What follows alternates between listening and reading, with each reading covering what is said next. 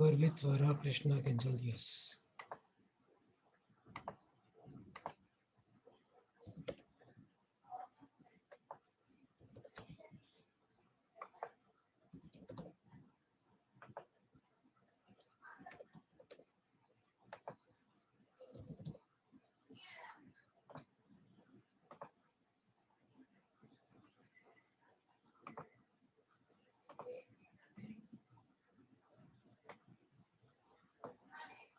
मेघना गगन ध्रुव कुशाग्र निष्का.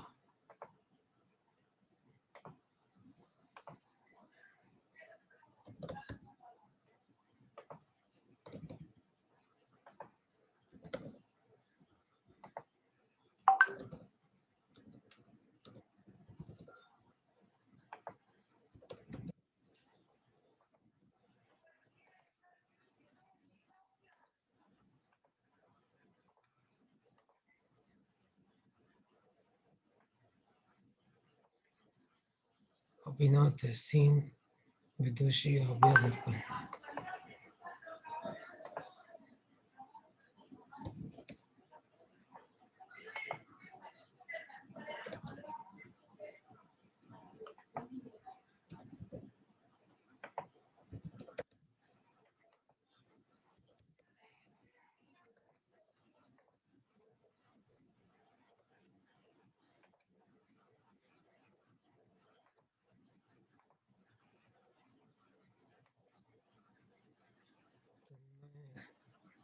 खुश.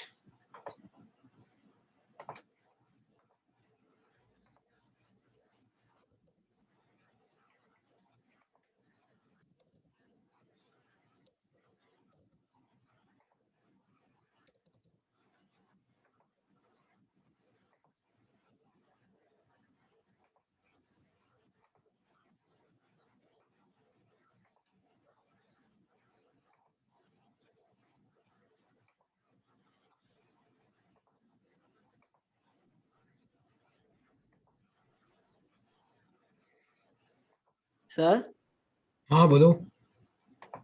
सर वो वाला क्वेश्चन मैंने आपको अभी नहीं भेजा. हाँ हाँ वो कैलकुलेशन वाला मैं देखता हूँ, मैंने अभी देखा वो उसको. ठीक है.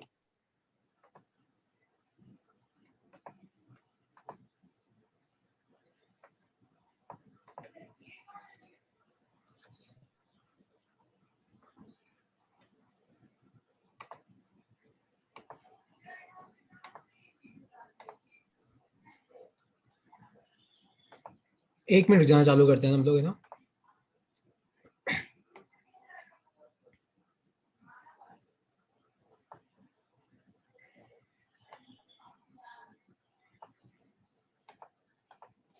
ओके देखो आज का अपना टॉपिक है properties of conductors in electrostatics. देखो एक चीज तुम याद रखना, कंडक्टर की 6 प्रॉपर्टी है. कितनी? कंडक्टर की 6 प्रॉपर्टीज हैं जो तुम्हें याद रखनी है. तो property of conductors in electrostatics में आपको कितनी प्रॉपर्टी याद रखनी है? 6 प्रॉपर्टीज याद रखनी है. ठीक है, तो एक एक करके अब मैं तुम्हें प्रॉपर्टी एक्सप्लेन करूंगा. तो टॉपिक लिखो properties of conductors in electrostatics. पहले एक बेसिक, क्योंकि यार मुझे क्या डर लगता है कि तुम्हें पुराना याद है कि नहीं. तो पहले एक बार मैं तुम्हें एक छोटा सा बेसिक मैं तुम्हें रिवाइज करा देता हूं. देखो दुनिया में अगर कोई भी चार्ज क्यू है ना, अगर आप किसी भी चार्ज क्यू को इलेक्ट्रिक फील्ड ई में रखोगे, अगर आप किसी भी चार्ज क्यू को इलेक्ट्रिक फील्ड ई में रखोगे तो उस चार्ज पे फोर्स कितना लगेगा? Q E. तो किसी भी चार्ज क्यू को अगर आप इलेक्ट्रिक फील्ड ई में रखोगे तो उस चार्ज पे फोर्स कितना लगेगा? Q E. ये फॉर्मूला तुम्हारे दिमाग में तुम कॉपी पेस्ट कर लो, बहुत इंपॉर्टेंट फॉर्मूला है. कोई भी चार्ज क्यू को इलेक्ट्रिक फील्ड ई में रखो तो इलेक्ट्रिक फील्ड में रखते ही इस चार्ज पे क्या लगता है? फोर्स लगता है. और कितना फोर्स लगता है? क्यू इंटू ई. ठीक है, किसी को इस फॉर्मूले में डाउट तो नहीं है? ये फॉर्मूला मैं तुम्हें प्रैक्टिस करा चुका हूं. जिनको बेसिक्स में डाउट है वो मेरी 6:40 की क्लास अटेंड कर सकते हैं इस क्लास के बाद. ठीक है, तो कोई भी चार्ज क्यू है उसको अगर आप इलेक्ट्रिक फील्ड ई में रखोगे तो उस पर कितना फोर्स लगता है? क्यू इंटू ई. तो सबसे पहली प्रॉपर्टी अब क्या है, ध्यान से सुनो. Property number 1, electric field inside a charged conductor is zero. Electric field inside a charged conductor is always zero. Is always zero. तो देखो अभी प्रॉपर्टी क्या बोलती है, पहले तुम लिख लो। तो प्रॉपर्टी क्या बोलती है कि electric field inside a charged conductor is always zero. तो अगर मान लो कि मेरे पास कोई कंडक्टर है, ठीक है, मान लो कि ये कोई कंडक्टर है अपने पास, और मान लो कि ये चार्ज्ड कंडक्टर है। मान लो मैंने इस कंडक्टर को क्या दे रखा है, मान लो कि मैंने इस कंडक्टर को पॉजिटिव चार्ज दे रखा है। तो याद रखना, कंडक्टर के अंदर इलेक्ट्रिक फील्ड हमेशा क्या होती है, जीरो होती है। Electric field inside a charge conductor is always zero. तो अब रीजन है क्यों। सपोज सपोज करो, suppose electric field is not equal to zero. मान लो कि आप सपोज करो कि इलेक्ट्रिक फील्ड जीरो नहीं है, मतलब मैंने जो ये स्टेटमेंट बोला इसको अपन कैसे प्रूव करेंगे। Suppose electric field not zero, तो अगर मान लो मैं अंदर कोई चार्ज क्यू रखूंगा तो उस पर फोर्स कितना होगा, क्यू ई। क्यों, मान लो कि इलेक्ट्रिक फील्ड जीरो नहीं है, मान लो कि जीरो नहीं है, तो अगर मान लो मैं अंदर कोई चार्ज क्यू रखूंगा तो उस पर फोर्स कितना लगेगा, क्यू ई। और फोर्स क्या होता है, mass into acceleration equal to Q E. तो एक्सलेरेशन कितना आ जाएगा, क्यू ई बाय एम। लेकिन बट इन इलेक्ट्रोस्टैटिक्स, लेकिन इलेक्ट्रोस्टैटिक्स की एक खास बात है, पता है क्यों। इलेक्ट्रोस्टैटिक्स में आपका चार्ज मूव ही नहीं करता। इलेक्ट्रोस्टैटिक वर्ड का मतलब क्या है, इलेक्ट्रोस्टैटिक वर्ड का मतलब ही यह है कि इलेक्ट्रोस्टैटिक मतलब आपका चार्ज स्टैटिक है। अगर कोई भी चीज अपनी जगह खड़ी है मतलब उसका एक्सेलरेशन क्या है, zero. But in electrostatics acceleration zero है, तो इलेक्ट्रिक फील्ड की वैल्यू भी क्या हो जाएगी, जीरो। तो याद रखना, कहीं पे भी कोई भी चार्ज कंडक्टर है, मान लो कि किसी कंडक्टर पे कोई चार्ज फैला हुआ है और कोई तुम्हें पूछे कि बताओ इस कंडक्टर के अंदर इलेक्ट्रिक फील्ड क्या होगी, तो आपको क्या बोलना है, कंडक्टर के अंदर इलेक्ट्रिक फील्ड की वैल्यू क्या होगी, जीरो होगी। बाहर तो होगी, कोई तुम्हें पूछे क्या बाहर भी जीरो होगी, भैया बाहर जीरो नहीं होगी, बाहर तो होगी ना, चार्ज है तो इलेक्ट्रिक फील्ड बाहर तो होगी। और मैंने तुम्हें क्या सिखाया, यहाँ परपेंडिकुलर होगी सब जगह, बाहर होगी। और कैसे होगी, इस तरीके से परपेंडिकुलर होगी सरफेस के। लेकिन अंदर क्या होगी, अंदर नहीं हो सकती। अंदर आपकी इलेक्ट्रिक फील्ड की वैल्यू क्या होगी, हमेशा हमेशा हमेशा जीरो की। तो electric field inside a charge conductor is always zero. लिख लो अपनी कॉपी में, मतलब ये कोई सॉलिड कंडक्टर है, इसके अंदर हमेशा क्या होगी, जीरो होगी। लिख लो अपनी कॉपी में। और कोई डाउट है इसमें तो पूछो। वैसे तो इसका डेरिवेशन नहीं आता है, लेकिन मान लो एग्जाम में आ जाएगी डिराइव दिस प्रॉपर्टी, कि बताओ ये प्रॉपर्टी कहां से आई, कि electric field inside a charge conductor is always zero. देखो चार्ज है तो जीरो, अगर मान लो इस पे चार्ज है ही नहीं तो भी जीरो ही होगी, है ना। तो ये आपको क्या याद रखना है कि एक कंडक्टर के अंदर इलेक्ट्रिक फील्ड हमेशा जीरो होती है, किसमें, इन इलेक्ट्रोस्टैटिक्स। यहाँ पे लिख लेना है ना, ये नहीं कि तुम हमेशा जीरो कर दो, यहाँ पे लिख लेना इन इलेक्ट्रोस्टैटिक्स। क्योंकि इलेक्ट्रोस्टैटिक्स में जब चार्ज मूव ही नहीं करता मतलब चार्ज का एक्सेलरेशन क्या है, जीरो। और चार्ज का एक्सेलरेशन जीरो है मतलब इलेक्ट्रिक फील्ड भी क्या है, जीरो। क्योंकि चार्ज अगर चलेगा तो करंट फ्लो करेगा, और करंट फ्लो करेगा तो फिर उसको इलेक्ट्रोस्टैटिक्स नहीं बोल सकते।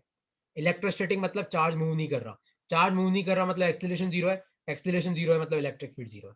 कोई डाउट है किसी को इस प्रॉपर्टी में तो पूछ सकता है मुझे।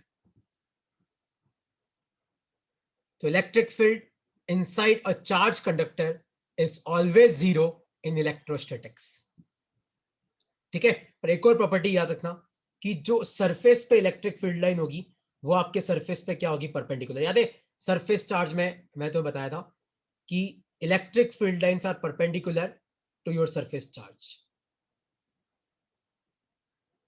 तो सरफेस पे आपकी इलेक्ट्रिक फील्ड लाइंस क्या होगी, इस तरीके से परपेंडिकुलर होगी, इस तरीके से। ठीक है, किसी को इसमें कोई डाउट है तो पूछो। ठीक है, कोई डाउट नहीं है। तो अब तुम्हें एक चीज मुझे बतानी है कि मान लो कि ये कोई स्फीयर है, और मान लो कि ये स्फीयर पे मैंने पॉजिटिव चार्ज दे रखा है। मान लो कि स्फीयर के ऊपर क्या फैला हुआ है, मान लो कि स्फीयर के ऊपर फैला हुआ है पॉजिटिव चार्ज। और आपको बताना है, मैं यहाँ पे चार इलेक्ट्रिक फील्ड लाइंस बता रहा हूं, आपको बताना है कि इनमें से कौन सी इलेक्ट्रिक फील्ड लाइन करेक्ट है।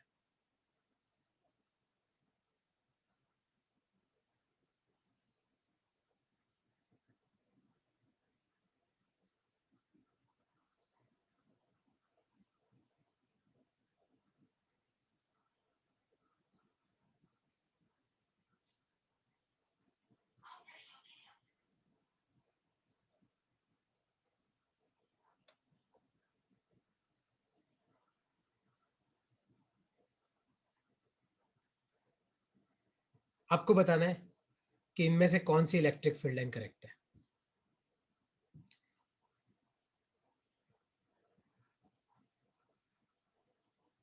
ट्राई करो। ये सारे एरो बाहर की तरफ है, ठीक है, ये सारे एरो का है बाहर की तरफ। तो मान लो मैं तुम्हें बोलूं कि ए बी सी डी, आपको बताना है identify correct electric field line. इन चारों में से करेक्ट इलेक्ट्रिक फील्ड लाइन कौन सी है। यहां पे 4 डायग्राम बना रखे, सोचो। ए बी सी डी में से, इन चारों में से कौन सी करेक्ट इलेक्ट्रिक फील्ड लाइन है। C will be the answer. मैं तुम्हें क्या समझाया यार, पहली प्रॉपर्टी क्या बोलती है। पहली प्रॉपर्टी ये बोलती है कि अगर कोई चार्ज कंडक्टर है तो किसी भी चार्ज कंडक्टर के अंदर इलेक्ट्रिक फील्ड क्या होती है, जीरो। तो यार अगर अंदर इलेक्ट्रिक फील्ड जीरो है तो अंदर इलेक्ट्रिक फील्ड लाइन तो हो ही नहीं सकती। तो ये भी नहीं हो सकती, ये भी नहीं हो सकती, ये भी नहीं हो सकती। तो इसका आंसर क्या है, सी। और देखो पॉजिटिव है तो इलेक्ट्रिक फील्ड लाइंस का है बाहर की तरफ और सरफेस के परपेंडिकुलर है। तो इसका आंसर क्या है, सी। याद रखना, अगर कोई कंडक्टर है तो उसके अंदर से इलेक्ट्रिक फील्ड लाइन पास नहीं कर सकती इलेक्ट्रोस्टैटिक्स में, क्योंकि अंदर इलेक्ट्रिक फील्ड की वैल्यू क्या होती है, जीरो होती है। लिख लो। और किसी को अब इस कंसेप्ट में कोई डाउट है तो मुझसे पूछ सकते हैं। फिर मैं प्रॉपर्टी नंबर 2 पे जा रहा हूं।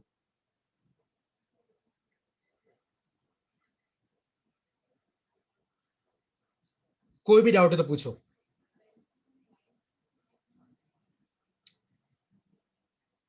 किंजल कोई डाउट है, कृष्णा कोई डाउट है, अभिनव कोई डाउट है, स्वरा, आशीष, ध्रुव कोई डाउट है तो पूछो।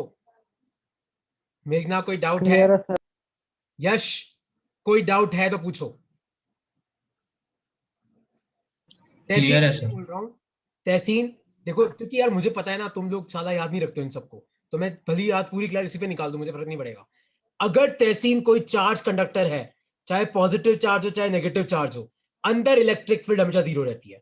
मतलब अंदर से कोई इलेक्ट्रिक फील्ड लाइन पास नहीं कर सकती। बाहर से आएगी, मान लो बाहर बाहर से आएगी और चली जाएगी, पर अंदर नहीं हो सकती। ठीक है। अब अगली प्रॉपर्टी डिस्कस करने से पहले एक और बेसिक, वैसे ये बेसिक भी मैं तुम्हें 2 क्लास पहले ही पढ़ा चुका हूं कि E इक्वल टू क्या होता है, minus DV by D R. याद है तुम सबको, relation between electric field and electric potential, E equal to minus DV by D R. याद है, मैं तुम्हें डिराइव कराया था रिलेशन, पूरी क्लास लगी थी हमारे लिए कि E इक्वल टू क्या होता है, minus DV by D R. अगर आप पोटेंशियल को डिफरेंशिएट करोगे तो आपको इलेक्ट्रिक फील्ड मिलती है। पोटेंशियल मैंने लिखवाया था K Q by R, electric field होती है अपनी K Q by R square, V को डिफरेंशिएट करते तो ई आता है। ये मैंने तुम्हें फॉर्मूला पढ़ा रखा है। और एक और चीज तुम याद रखना, अगर मान लो मैं तुम्हें बोलूं कि y इक्वल टू 4 और मैं तुम्हें पूछूं कि बताओ dy बाय डी एक्स कितना होगा, तो आप मुझे क्या बोलोगे, जीरो होगा। देखो ये बेसिक अगर तुम्हें नहीं पता है तो एक बार वापस मेरे साथ सीख लो कि अगर मान लो कोई चीज कांस्टेंट है, अगर मान लो किसी चीज की वैल्यू कांस्टेंट है कि भैया y4 है, तो किसी भी चीज का कांस्टेंट का डिफरेंशिएशन क्या होता है, कोई भी कांस्टेंट का डिफरेंशिएशन क्या होता है, जीरो होता है। तो अगर मान लो मैं तुम्हें पूछूं कि बताओ if dz upon dx equal to zero है, तो बताओ z की वैल्यू क्या होगी। तो आपको बोलना है कि सर z एक कांस्टेंट होगा, क्योंकि अगर अपन किसी भी कांस्टेंट को डिफरेंशिएट करते हैं तो आंसर क्या आता है, जीरो आता है। ठीक है, ये कंसेप्ट यार तुम्हें पता होने चाहिए। तो पहला फॉर्मूला अपन डिराइव कर चुके हैं, दूसरा कंसेप्ट मैंने तुम्हें रिवाइज करा दिया। अब मैं आता हूं प्रॉपर्टी नंबर 2 पे। तो लिखो अपनी कॉपी में प्रॉपर्टी नंबर 2 क्या है, लिखो इलेक्ट्रिक पोटेंशियल। लिखो मेरे साथ साथ लिखो, electric potential inside a charged conductor, electric potential inside a charged conductor is always constant, is always constant in electrostatics, in electrostatics inside, और यहां पे और सरफेस भी लिख देना। तो इलेक्ट्रिक पोटेंशियल इनसाइड और surface on a charge conductor is always constant in electrostatics. इसका मतलब क्या है, जैसे मान लो ये कोई चार्ज कंडक्टर है और मान लो कि मैंने इस कंडक्टर पे पॉजिटिव चार्ज फैला रखा है। क्या फैला रखा है, मान लो मैंने इस पे पॉजिटिव चार्ज फैला रखा है। तो याद रखना, इस कंडक्टर के अंदर सब जगह पोटेंशियल सेम होगा। जैसे मान लो कि मैं तुम्हें बोलूं कि ये एक पॉइंट है ए, मान लो यहाँ पोटेंशियल वी है, तो यहाँ बताओ कितना होगा, यहाँ पे भी वी होगा। मैं पूछूं यहाँ पे कितना होगा, वी होगा। मैं पूछूं सरफेस पे कितना है, वी होगा, सब जगह।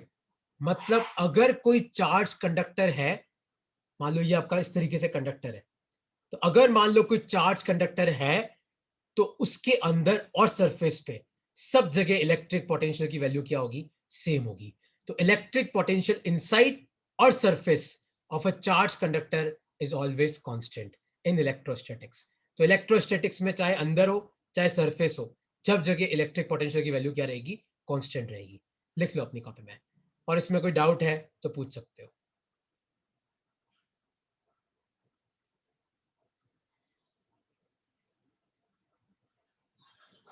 अब मैं तुम्हें इसको, अब मैं क्या करूंगा, तुम्हें इसको डिराइव करना सिखाता हूं।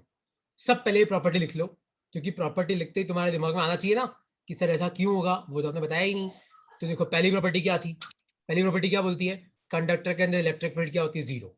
दूसरी प्रॉपर्टी क्या बोलती है कि कंडक्टर के अंदर और सरफेस पे सब जगह आपके इलेक्ट्रिक पोटेंशियल की वैल्यू क्या होगी, सेम होगी। ठीक है, अब ऐसा क्यों होगा, बता सकते हो ऐसा क्यों होगा, तुम में से कोई सोच सकता है कि ऐसा क्यों होगा। ऐसा क्यों है कि सब जगह पोटेंशियल सेम है। ऐसा क्यों नहीं हो सकता कि यहां पे पोटेंशियल V1 हो जाए, यहां पे V2 हो जाए। ऐसा क्यों नहीं हो सकता, क्योंकि इलेक्ट्रिक फील्ड जीरो चार्ज है। सेम। करेक्ट, क्योंकि इलेक्ट्रिक फील्ड जीरो है। E का फॉर्मूला है -dV/dr, लेकिन हमने अभी पढ़ा कि अंदर सब जगह इलेक्ट्रिक फील्ड कितनी है, अंदर सब जगह इलेक्ट्रिक फील्ड जीरो है, तो आपका dV/dr भी क्या हो जाएगा, जीरो। और आप मुझे बताओ, किसी चीज का अगर डिफरेंशिएशन जीरो है, डिफरेंशिएशन, तो वो चीज क्या होती है, कांस्टेंट। इसका मतलब इलेक्ट्रिक पोटेंशियल क्या है, कांस्टेंट है। लिख लो अपनी कॉपी में, आए समझ में, ये इसका डेरिवेशन है। लिख लो अपनी कॉपी में। तो सर इलेक्ट्रिक फील्ड सरफेस पे भी जीरो ही होगी। नहीं नहीं नहीं, सरफेस पे हो सकती है मेघना, सरफेस पे इलेक्ट्रिक फील्ड हो सकती है। तो फिर पोटेंशियल कैसे जीरो आएगा क्योंकि सरफेस देख मेघना, पे, मेघना देख, मतलब कांस्टेंट है। अगर पोटे, हाँ तेरा क्वेश्चन बहुत सही है, बहुत सही है कि सर अगर सरफेस पे भी इलेक्ट्रिक फील्ड है, तो फिर अपन कैसे बोल सकते हैं कि आपका पोटेंशियल कांस्टेंट होगा। एक बार ये लिख ले, मैं तुझे एक छोटा सा तर्क दूंगा, तेरे को समझ में आ जाएगा कि क्यों पोटेंशियल सेम होगा। एक बार ये लिख लो, और तुम्हारे कोई भी डाउट है तुम अनम्यूट करके पूछ सकते हो, तुम चैट बॉक्स में भी टाइप कर सकते हो। तो अनिष्का आपने पूछा है सिर्फ पॉजिटिव के लिए इलेक्ट्रिक फील्ड जीरो, नहीं नहीं, चार्ज लिखा है अनिष्का मैंने, चार्ज, चाहे कोई भी चार्ज हो, पॉजिटिव नेगेटिव कोई फर्क नहीं पड़ता। देखो अब मैं तुम्हें बताता हूं कि जैसे इसने क्वेश्चन पूछा कि सर आप बोल रहे हो अंदर इलेक्ट्रिक फील्ड जीरो है, तो चलो हमें समझ में आता है कि चलो अंदर जीरो है तो अंदर पोटेंशियल कांस्टेंट होगा, सरफेस पे क्यों कांस्टेंट होगा, है ना। तो अब मैं तुम्हें समझाता हूं कि सरफेस पे भी वही पोटेंशियल क्यों होना चाहिए। अच्छा आगे बढ़ू मैं, लिख लिया सबने ये। Yes sir. देखो तुम लोगों ने सबने ओम्स लॉ के बारे में सुना है, तुम सबने, मतलब 10वीं क्लास सबने पढ़ी तो है ही है, तो सबने ओम्स लॉ के बारे में सुना होगा, सुना है सबने। ओम्स लॉ क्या बोलता है, V = IR, सबने ये फॉर्मूला देखा है, V = IR, 10वीं क्लास में आया होगा ओम्स लॉ। यहां पे याद यस है सर। I का मतलब क्या होता है, करंट, और याद है V का मतलब क्या होता है, पोटेंशियल डिफरेंस। तो अगर मान लो, जैसे मेघना ने बोला कि सर सरफेस पे तो इलेक्ट्रिक फील्ड होती है, तो सरफेस पे क्यों पोटेंशियल सेम होगा। तो मान लो कि अंदर पोटेंशियल V है और सरफेस पे क्या है, V' है। मान लो कि अंदर V है, मान लो अंदर सब जगह V है, मैं तुम्हारी बात से सहमत हूं, मान लो सरफेस पे V' है। तो मेघना मुझे बता कि अगर मान ले यहां पे और यहां पे पोटेंशियल अलग होगा, तो यहां पे पोटेंशियल डिफरेंस होगा, और अगर पोटेंशियल डिफरेंस है तो यहां पे करंट फ्लो करेगा, क्योंकि ये तो कंडक्टर है, कंडक्टर में पोटेंशियल डिफरेंस है तो करंट तो फ्लो कर सकता है। लेकिन मेघना इलेक्ट्रोस्टैटिक्स में तो करंट क्या होता है, हम क्या पढ़ रहे हैं, इलेक्ट्रोस्टैटिक्स, और इलेक्ट्रोस्टैटिक्स में तो करंट क्या होता है, जीरो होता है, और करंट जीरो है मतलब पोटेंशियल डिफरेंस नहीं हो सकता, पोटेंशियल डिफरेंस में नहीं हो सकता, मतलब सब जगह पोटेंशियल क्या होगा, सेम होगा। आया समझ में कि नहीं समझ में आया, यस तो सर। नहीं समझ आया। नहीं समझ में आया, वापस सुन तहसीन, तुझे ओम्स लॉ पता है, V = IR, 10वीं क्लास में आता है। पोटेंशियल डिफरेंस ये सब लगाओगे तो करंट फ्लो करेगा, पोटेंशियल डिफरेंस कहां से आता है, बैटरी से, तो अगर पोटेंशियल डिफरेंस लगाओगे तो करंट फ्लो करेगा।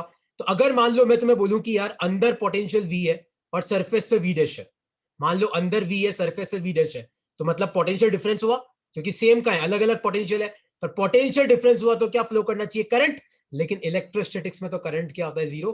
करंट जीरो है, मतलब पोटेंशियल डिफरेंस नहीं हो सकता, मतलब अंदर जो पोटेंशियल है वही सरफेस पे होगा। आया तुम सबको समझ में कि नहीं समझ में आया? तो प्रॉपर्टी नंबर 1 क्या बोलती है? प्रॉपर्टी नंबर 1 ये बोलती है कि भैया इलेक्ट्रिक फील्ड एक चार्ज कंडक्टर के अंदर क्या होती है? जीरो। देखो न्यूट्रल कंडक्टर के अंदर तो वैसे ही जीरो होगी, मैं तो चार्ज की बता रहा हूँ, चार्ज के अंदर भी जीरो होती है। दूसरा कंसेप्ट मैंने तुम्हें क्या पढ़ाया? दूसरा कंसेप्ट मैंने तुम्हें यह पढ़ाया कि एक कंडक्टर के अंदर सब जगह पोटेंशियल क्या रहता है? कांस्टेंट रहता है, चाहे वो पॉइंट अंदर हो, चाहे वो पॉइंट कहां पे हो? सरफेस पे हो। कोई डाउट तो नहीं है किसी को इसमें? कोई डाउट है तो पूछो, वरना मैं एक न्यूमेरिकल पे जा रहा हूं। 6 प्रॉपर्टी है, 3 नंबर पक्के। कितने नंबर? 3 नंबर।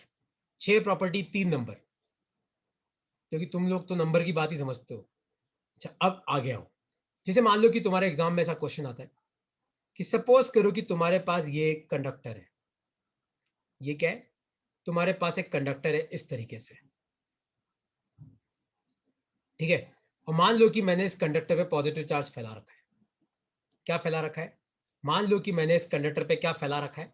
मैंने इस कंडक्टर पे पॉजिटिव चार्ज फैला रखा है पूरे कंडक्टर पे। और मान लो कि इस कंडक्टर पे 2 पॉइंट है, एक पॉइंट है ए, एक पॉइंट है बी। और मान लो कि मुझे दे रखा है कि ए पॉइंट पे पोटेंशियल वी है, ठीक है? पर आपको मुझे बताना है कि find potential at B. Find potential at B. Try करो क्या आएगा इसका आंसर। ये कंडक्टर है, चार्ज कंडक्टर है, आपको ए पॉइंट पे पोटेंशियल वी दे रखा है, आपको ये डिस्टेंस मान लो R1 दे रखी है, ये वाली डिस्टेंस, और मान लो आपको ये डिस्टेंस R2 दे रखी है। तो आपको बताना है कि बी पे कितना पोटेंशियल होगा। मैं आपको 4 ऑप्शन दे रहा हूं, ए बी सी डी। पहला ऑप्शन है 0 होगा, दूसरा ऑप्शन है V/R1 होगा, तीसरा ऑप्शन है V/R1 + R2 होगा, चौथा ऑप्शन है V होगा। क्या आएगा इसका आंसर? सोचो सोचो। सब घर पे खाना ठूस रहे हो अभी, तो थोड़ा दिमाग भी लगाओ।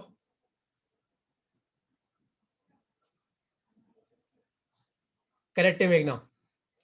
करो, ट्राई करो। कितना होगा? अनुष्का, आभ्या, कितना होगा? कृष्णा, किंजल, सोचो। कोई पुराना इतना नॉलेज की रिक्वायरमेंट नहीं है, अभी जो मैं पढ़ा रहा हूं उसी के बेसिस पे क्वेश्चन है। आपके पास एक चार्ज कंडक्टर है, आपके पास एक चार्ज कंडक्टर है, और यहां पे एक पॉइंट है ए, यहां पे पोटेंशियल है वी। मेरा क्वेश्चन है कि बताओ बी पे कितना पोटेंशियल होगा।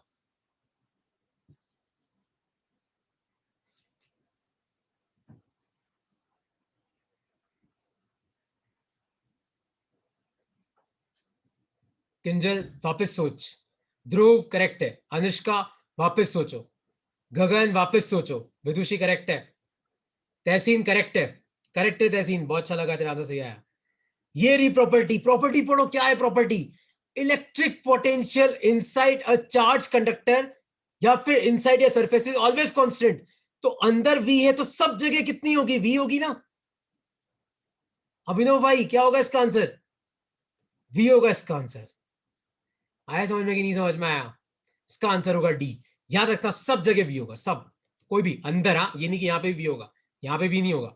अंदर और सरफेस पे सब जगह पोटेंशियल क्या रहता है? सब जगह पोटेंशियल सेम रहता है। कोई भी डाउट है इसमें तो पूछो।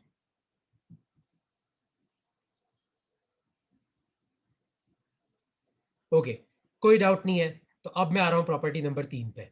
किसी को कुछ पूछना है तो पूछ लो इसमें।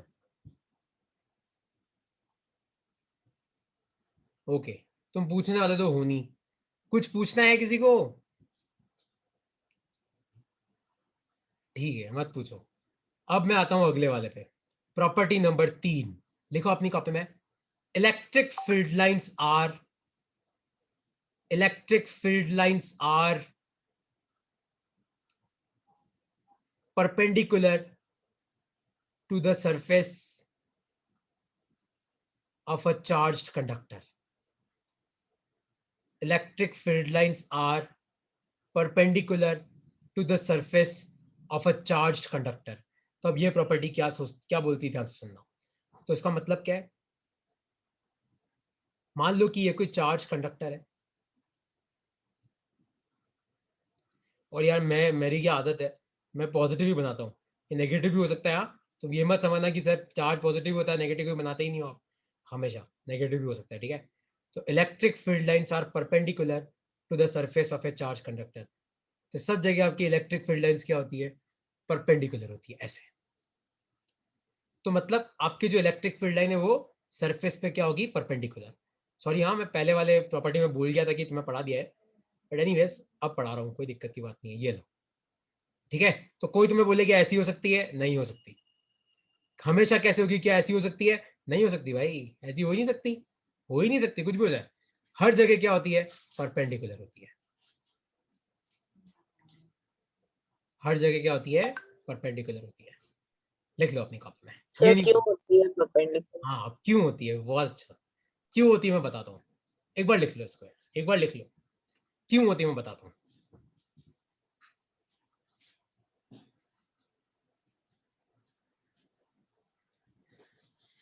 क्यों होती है, चलो मैं बताता हूँ, एक बार लिख लो इसको यार।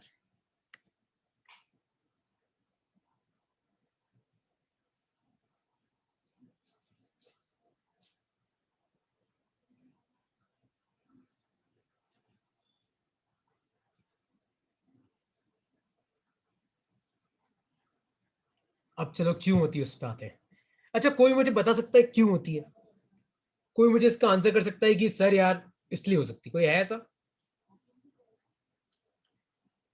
मान लो कि ये सरफेस है, ठीक है, और मान लो इस पर पॉजिटिव चार्ज है, ठीक है, और हाँ, और तुम में से कोई गलती से भी अंदर मत बना देना, है ना, अंदर, क्योंकि अंदर इलेक्ट्रिक फील्ड कितनी होती है, 0।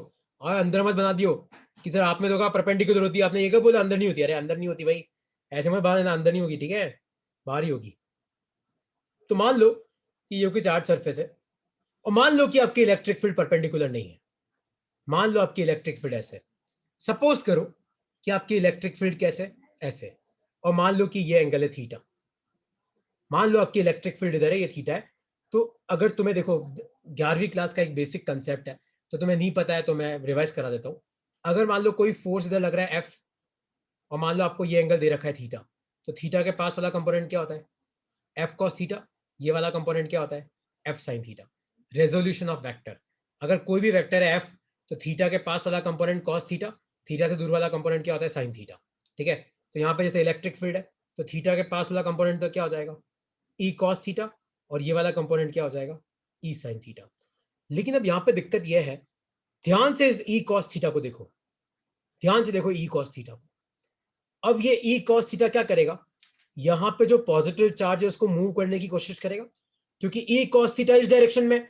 और कहीं पे भी अगर आपका इलेक्ट्रिक फील्ड है और मान लो वहां पे कोई चार्ज पड़ा है क्यू, तो इस चार्ज पे क्या लगेगा, फोर्स लगेगा, कितना लगेगा, क्यू ई कॉस थीटा लगेगा, क्योंकि इलेक्ट्रिक फील्ड मान लो इस तरफ है। फोर्स होगा तो क्या होगा, एक्सेलरेशन होगा।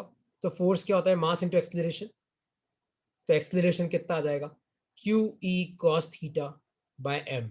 लेकिन मैं तुम्हें क्या बोला, इलेक्ट्रोस्टैटिक्स में तो एक्सेलरेशन क्या होता है, 0 होता है। इलेक्ट्रोस्टैटिक्स मतलब इलेक्ट्रोस्टैटिक, चार्ज स्टैटिक है, चार्ज हिल नहीं रहा। तो देखो क्यू तो 0 हो नहीं सकता, क्योंकि मैं खुद बोल रहा हूं कि चार्ज है। ई 0 हो नहीं सकता, क्योंकि चार्ज है, तो इलेक्ट्रिक फील्ड तो है भैया, इलेक्ट्रिक फील्ड तो है। मास 0 हो नहीं सकता, बचा कॉस थीटा। और आप मुझे बताओ, अगर कॉस थीटा 0 है, तो थीटा क्या होगा, 90 डिग्री होगा, π/2। तो मतलब यहाँ पे एंगल कितना है, 90 डिग्री। आया तुम्हें समझ में, तो तुम्हें इस तरीके से प्रूव करना है। तो आप वहां पे क्या लिखना, कि suppose E makes theta with surface, और फिर मैंने जो बता रखा है उसको उसी सीक्वेंस में लिखता हूं, कि फोर्स होगा, एक्सेलरेशन होगा, लेकिन एक्सेलरेशन तो 0 है क्योंकि इलेक्ट्रोस्टैटिक्स है। तो कॉस थीटा 0 हो गया, तो थीटा कितना आ जाएगा, π/2। लिख लो। और अब इसमें कोई डाउट है तो तुम मुझसे पूछ सकते हो यार।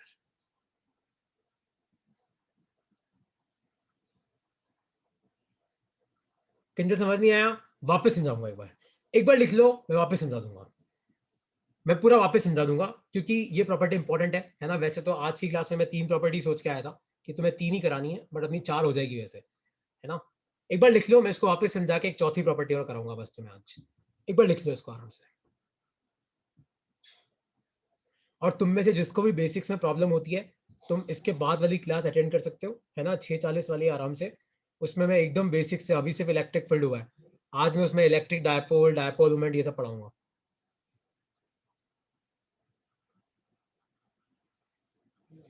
ओके, आई होप सो तुमने लिख लिया होगा, और नहीं लिखा हो तो अगली स्लाइड में मेरे साथ साथ लिख लेना। तो मैं तुम्हें यह समझा रहा हूं कि किसी भी चार्ज कंडक्टर के इलेक्ट्रिक फील्ड लाइंस परपेंडिकुलर होती है, पर मैं बोल रहा हूं कि सपोज नहीं होती है। सपोज ई मेक्स, मान लो मैं तुम्हें बोलता हूं कि suppose E makes an angle theta. मान लो कि आपकी जो इलेक्ट्रिक फील्ड है, मान लो वो कोई थीटा एंगल बनाती है। मान लो आपकी इलेक्ट्रिक फील्ड ऐसे है, मान लो परपेंडिकुलर नहीं है, तो परपेंडिकुलर नहीं है तो ये एंगल थीटा है। तो इलेक्ट्रिक फील्ड का एक कंपोनेंट तो क्या आएगा, ई कॉस थीटा, एक कंपोनेंट क्या आएगा, ई साइन थीटा आएगा। तो इलेक्ट्रिक फील्ड के दो कंपोनेंट आएंगे, ई कॉस थीटा, ई साइन थीटा। अब ध्यान से देखो, ये ई साइन थीटा तो क्या करेगा, इस चार्ज को बाहर निकाल देगा। देखो चार्ज सरफेस से बाहर तो नहीं निकल रहा है, पर ई कॉस थीटा क्या कर सकता है, इस चार्ज को चला सकता है, क्योंकि ई कॉस थीटा लग भी इधर रहा है तो चार्ज चल सकता है। तो देखो अगर मान लो यहाँ पे कोई चार्ज है क्यू छोटा सा, तो इस चार्ज क्यू पे फोर्स कितना लगेगा, क्यू ई कॉस थीटा लगेगा। देखो ई साइन थीटा तो बाहर की तरफ है, पर मैं तो खुद बोल रहा हूँ कि चार्ज सरफेस को छोड़ के नहीं जा रहा है, चार्ज सरफेस पे ही है, और सरफेस पे तो कौन सा फोर्स लग रहा है, ई कॉस थीटा। तो फोर्स क्या आ जाएगा, Q E cos theta. Force होता है क्या है, फोर्स होता है मास इंटू एक्सलेरेशन। तो मास इंटू एक्सलेरेशन क्या हो गया, क्यू ई कॉस थीटा। तो आपका एक्सलेरेशन कितना आया, Q E cos theta by M. लेकिन मैं तो खुद बोल रहा हूँ ना यार कि एक्सलेरेशन जीरो है। क्यों जीरो है, क्योंकि अभी हम क्या पढ़ रहे हैं, इलेक्ट्रोस्टैटिक्स। इलेक्ट्रोस्टैटिक्स में तो यार तुम्हारा चार्ज चलता ही नहीं है, अपनी जगह ही बैठा रहता है, तो एक्सलेरेशन जीरो है। अब देखो किंजल ध्यान से देख बेटा, क्यू तो जीरो हो नहीं सकता, क्योंकि अपन खुद बोल रहे हैं कि चार्ज कंडक्टर है, तो चार्ज तो है। मास तो जीरो हो नहीं सकता, क्योंकि अगर कोई भी चार्ज है तो मास तो पक्का होगा। और इलेक्ट्रिक फील्ड भी जीरो हो नहीं सकती, क्योंकि अगर कहीं पे भी चार्ज है तो उसके आसपास इलेक्ट्रिक फील्ड तो पक्का होगी। तो एक्सलेरेशन जीरो, इसका मतलब एक बात पक्की है, क्या चीज जीरो है, कॉस थीटा। और कॉस थीटा जीरो कब होता है, जब थीटा कितना होता है 90 डिग्री, मतलब पाई बाय 2। इसका मतलब आपका एंगल कितना है, 90। इसका मतलब आपकी जो इलेक्ट्रिक फील्ड है वो सरफेस पे क्या है, परपेंडिकुलर है।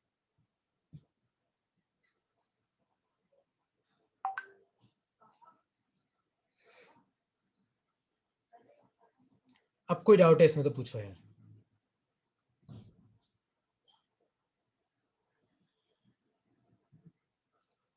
अरे गगन तू एक बार ये टॉपिक तो समझ ले भाई, लेटरल प्रेशर वर्ड भी आगे आएगा, प्रेशर भी ये टॉपिक आगे आएगा। पहले इस प्रॉपर्टी में कोई डाउट है तो वो पूछो यार। प्रेजेंट प्रॉपर्टी में किसी को कोई डाउट है तो आप मुझसे पूछ सकते हो। तो आज मैंने तुम्हें तीन प्रॉपर्टियां पढ़ाई। कौन सी प्रॉपर्टियां पढ़ाई तुम्हें याद है। पहली प्रॉपर्टी मैंने तुम्हें ये पढ़ाई कि इलेक्ट्रिक फील्ड जीरो होती है। दूसरी प्रॉपर्टी मैंने आपको ये पढ़ाई कि अंदर जो पोटेंशियल होता है वो क्या होता है, कांस्टेंट होता है ना। दूसरी प्रॉपर्टी मैंने तुम्हें ये पढ़ाई। तीसरी प्रॉपर्टी मैंने तुम्हें क्या पढ़ाई, सोचो तीसरी प्रॉपर्टी क्या थी। Perpendicular to the surface. Perpendicular to the surface होती है। किसी को इसमें आप कोई डाउट है तो मुझसे पूछ सकता है, नहीं तो फिर मैं नेक्स्ट प्रॉपर्टी पे आ रहा हूँ।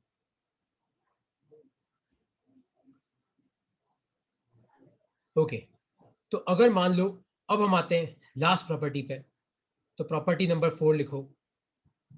तो प्रॉपर्टी नंबर 4 क्या है, देयर कैन बी, लिखना इन electrostatics, in electrostatics, in electrostatics, comma, there can be no excess charge, there can be no excess charge inside a conductor. In electrostatics there can be no excess charge inside a conductor. any charge placed inside, any charge placed inside will move to the surface, will move to the surface. तो अगर आप अंदर कोई भी charge रखोगे तो वो भाग के कहां पे आ जाएगा, सरफेस पे आ जाएगा। किस पे, कंडक्टर में। जैसे मान लो कि मैं तुम्हें बोलूं कि यार ये कंडक्टर है और मैंने यहाँ पे 2 कूलम रखा, तुम थोड़ी देर के बाद देखोगे तो पता है क्या होगा, कि 2 कूलम रुकेगा ही नहीं, ये सारा का सारा चार्ज भाग के कहां पे आ जाएगा, सरफेस पे आ जाएगा। इलेक्ट्रोस्टैटिक्स में एक कंडक्टर के अंदर कोई चार्ज नहीं रहता, तो अंदर चार्ज कितना होगा, जीरो नेट चार्ज। मतलब कंडक्टर के अंदर इलेक्ट्रॉन भी होंगे, प्रोटॉन भी होंगे, लेकिन जितना पॉजिटिव होगा उतना नेगेटिव होगा, नेट जीरो हो जाएगा। ये नहीं कि कंडक्टर के अंदर चार्ज ही नहीं होगा, जितना पॉजिटिव उतना negative. There can be no excess charge, ये नहीं कि थोड़ा पॉजिटिव ज्यादा है थोड़ा नेगेटिव ज्यादा है, ऐसा नहीं, जितना पॉजिटिव है उतना नेगेटिव होगा। नेट चार्ज अंदर कितना होगा, हमेशा जीरो। अगर आप कोई भी चार्ज रखोगे ना, भाग के कहां पे आ जाएगा, सरफेस पे आ जाएगा। तो in electrostatics there can be no excess charge inside a conductor. Any charge placed inside, आप अंदर कोई भी चार्ज रखो, will move to the surface. वो चार्ज भाग के कहां पे आ जाएगा, सरफेस पे आ जाएगा। एक बार लिख लो इसको अपनी कॉपी। अगर तुम नेगेटिव रखोगे तो भी ऐसे ही होगा ना। ये तुम बोलो कि सर आप पॉजिटिव भी पढ़ाते रहते हो हमको, मान लो नेगेटिव चार्ज रखो तो नेगेटिव भी भाग के कहां पे आ जाएगा, सरफेस पे आ जाएगा। तो पॉजिटिव भी कहां पे आ जाएगा, सरफेस पे। नेगेटिव भी कहां पे आ जाएगा, सरफेस पे आ जाएगा। अंदर चार्ज नहीं रुक सकता।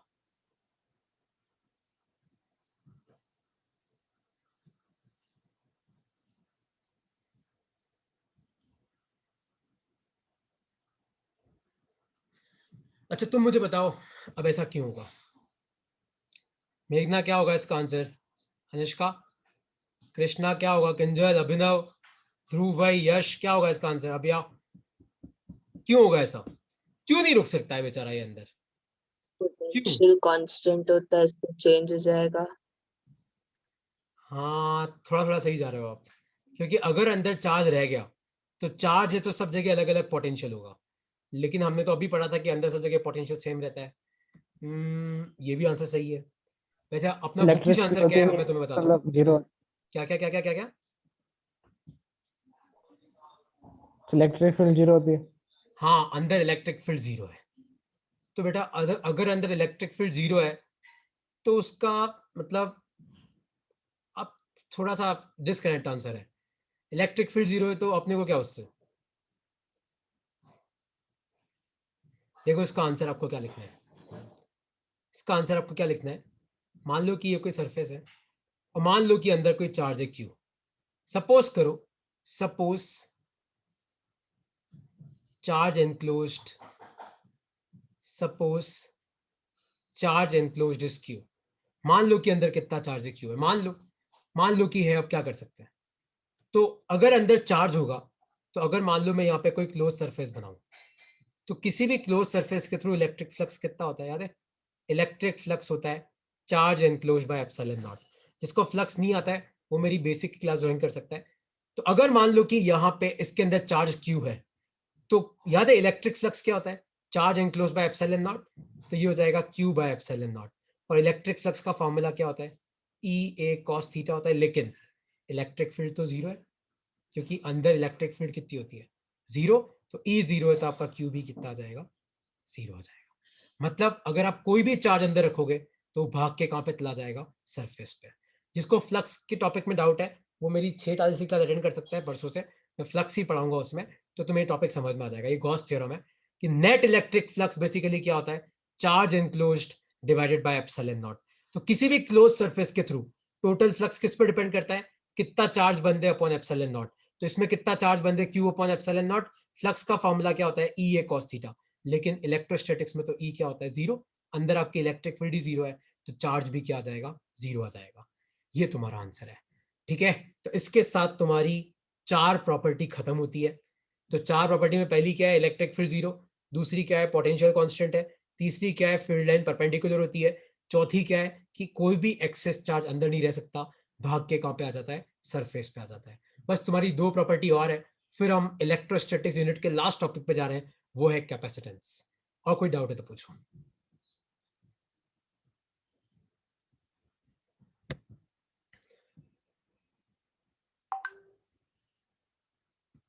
ठीक है, तो ये स्लाइड में तुम्हें भेज रहा हूं, है ना? आपको इसी तरीके से आंसर करना है, प्रॉपर्टी लिख के आपको इस तरीके से आंसर करना है। और यहाँ पे जब भी तुम लिखो ना ई जीरो, तो यहाँ पे लिखना ब्रैकेट में in electrostatics, in electrostatics. Okay, चलो बाय यार, टाटा, enjoy, bye sir. Be safe, take care, टाटा। और भगवान के तुम्हें चारों प्रॉपर्टी समझ में आए हो, है ना? चलो बाय यार।